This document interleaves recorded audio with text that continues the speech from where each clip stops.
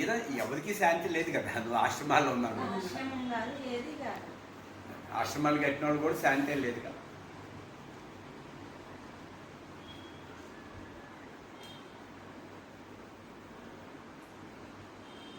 మరి రమణ మహర్షి శాంతిగా ఎందుకున్నారు? గోచి పెట్టుకొని. ఇందిరాగాంధీ గారు 2 సార్లు ఎందుకు వచ్చారు? ఇండియా ప్రెసిడెంట్ గారు ఎందుకు వచ్చారు? అప్పుడు ఒక కథ చెప్పారు.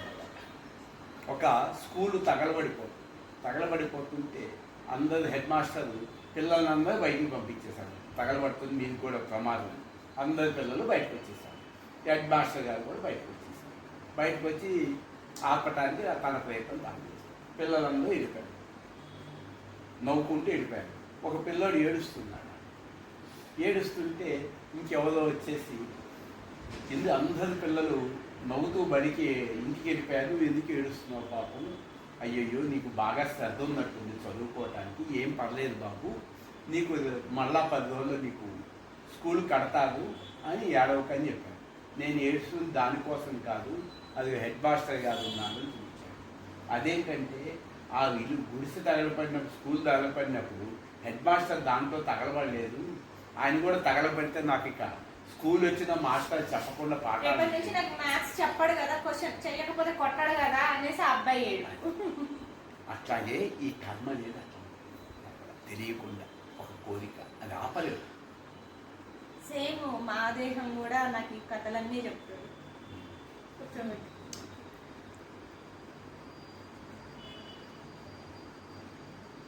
మరి భగవాన్ ఎవరు ఎక్కడికి వెళ్ళాడు? తానే కదా భగవాన్. భగవాన్ మీ దర్శనం అయిందంటే మీ దర్శనం నాకు అయిందంట. అదేంటి భగవాన్, మీరు భగవాన్ గారు మేమెట్లా అవుతాను అన్నాడు.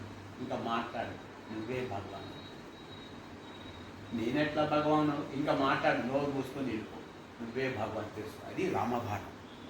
ఒకటే ఒకటి, నీవెవరు ఆయన ఎక్కడ దేవుడి గురించి చెప్పలేదు పుస్తకంలో. 5 నీవు ఏది కాదో నేతి ఆబ్జెక్ట్ని తీసేయమన్నాడు అంతే. మిగిలింది లోపల గార్డెన్ ఎదురు సబ్జెక్ట్గానే ఉన్నావు. మళ్ళీ 11 ఆబ్జెక్ట్ లేచి 11 నేను మొదటి తలంపు ఆబ్జెక్ట్ నడుపుతూ పో. మెలకువలను ప్రతి ఆలోచన, ప్రతి కోరికని కట్ చేస్తూ పో. చివరికి మెలకువలో ఇట్లా ఉంటావు.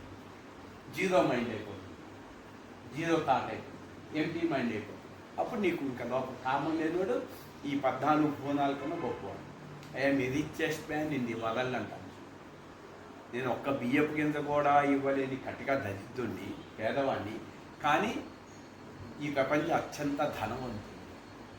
ఇప్పుడు దేహం సంబంధించి చనిపోతుంది, దేహం ఏం తీసుకెళ్తుంది? ఇప్పుడు ఈ దేహం చనిపోతుంది, ఏం తీసుకెళ్తుంది? యాపిల్ ముక్క తీసుకెళ్తుందా? నాకు తెలుసు. అది ప్రాణం పోయడం, ఇది ఇక్కడ ఉంటుందని నాకు తెలిస్తే అలా పట్టుకున్నా కూడా చేతులు అలా వదిలేస్తాడు. కానీ నా మనసులో ఉంది ఎంటీ ఉంది. ఎంటీ మనసు ఇంకో బాడీలోకి వెళ్తుందా?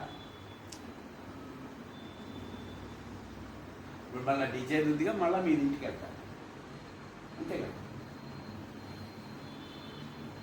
మళ్ళీ ఆయన ఆఫీస్కి వెళ్తారు. అప్పుడు వద్దు అంటలేదు. ఇప్పుడు కోరికలు తగ్గించుకుంటూ, వచ్చిన ఆదాయాన్ని ఇన్కమ్ దాచిపెట్టుకుంటూ, తక్కువ ఖర్చుతో బతకడం నేర్చుకుంటాం. ఆఫీస్కి రాగానే ఇంటికి వచ్చేసాను. నా బాధ ఉన్నది, నా బాధ్యతకి నేను వెళ్ళాలి, తొందరగా వెళ్ళాలి, నా బాధ్యతకే నాకు ఆనందం దొరుకుతుంది. మరి చేసుకున్నాను కదా, కాసేపు చక్కగా బాధ్యత గడపాలి.